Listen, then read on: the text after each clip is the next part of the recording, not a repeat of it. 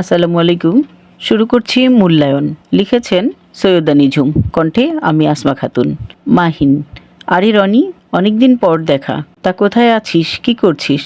রনি: হ্যাঁ মাহিন, অনেক দিন না দোস্ত, বল, অনেক বছর পর দেখা। আমি একটা প্রাইভেট কোম্পানিতে জব করছি, বাসা লালবাগ। তোর কথা বল, তাহলে চল কোথাও বসি। বসে চা খেতে খেতে কথা বলছে। মাহিন: ব্যবসা করছি, বাসা মগবাজারে। তোর ছেলে মেয়ে কয়জন, কোন ক্লাসে পড়ে? এক ছেলে ক্লাস 8-এ আর মেয়েটা ক্লাস 5-এ। তোর বাচ্চারা কিসে পড়ছে রে? রনি: আমার বড় মেয়ে 9-এ আর ছোট মেয়ে 7ম শ্রেণীতে পড়ছে। মাহিন: আমার স্ত্রী চাকরি করে একটা এনজিওতে। ভাবি কি করছে? রনি: ও কিছু করে না, বাসায় থাকে। মাহিন: বাহ, ভালো তো। বাচ্চাদেরকে স্কুলে নিয়ে যায়? রনি: তোর ভাবির তো কোনো কাজ নেই, সেই নিয়ে যায়। মাহিন: ও তাই, রান্নার লোক আছে নাকি?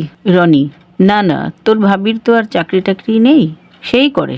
মাহিন: বাচ্চাদের কোচিংয়ে তুই দিয়ে যাস? রনি: কি যে বলিস, ওদের মা আছে না, আমি এসবের মধ্যে নেই। মাস শেষ হলে টাকা দিয়ে দিই। আচ্ছা, তোর বাচ্চাদের কে নিয়ে যায়, ভাবি নিয়ে যায়? মাহিন: সে নিয়ে যায় আর আমি নিয়ে আসি। বাসায় কাজের বুয়া আছে? রনি: না না, দরকার নেই, তোর ভাবিই তো করে, সারাদিনও তো বাসায় থাকে, ওর তো কোনো কাজ নেই। তোর বাসায় আছে নাকি? মাহিন: হ্যাঁ আছে। বিকেলের নাস্তা কে বানায়, নাকি বাইরে থেকে নিয়ে আসিস? রনি: কি যে বলিস, তোর ভাবি আছে না, সে কত মজার নাস্তা তৈরি করে। মাহিন: তুই বাসায় গেলে কি কি করিস? রনি: কেন, ড্রেস চেঞ্জ করে তারপর বিশ্রাম নেই, নাস্তা করি, খবর দেখি, এই আর কি। কেন, তুই কি করিস? মাহিন: ভাইরে, নারীর কাজের মূল্যায়ন করা উচিত।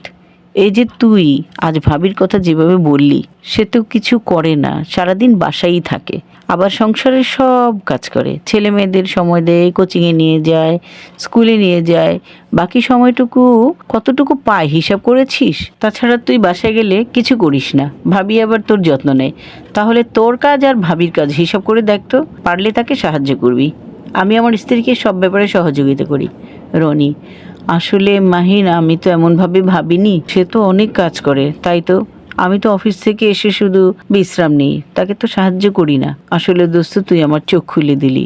গল্পটি যদি আপনাদের ভালো লাগে তাহলে চ্যানেলটি সাবস্ক্রাইব করে পাশে থাকুন।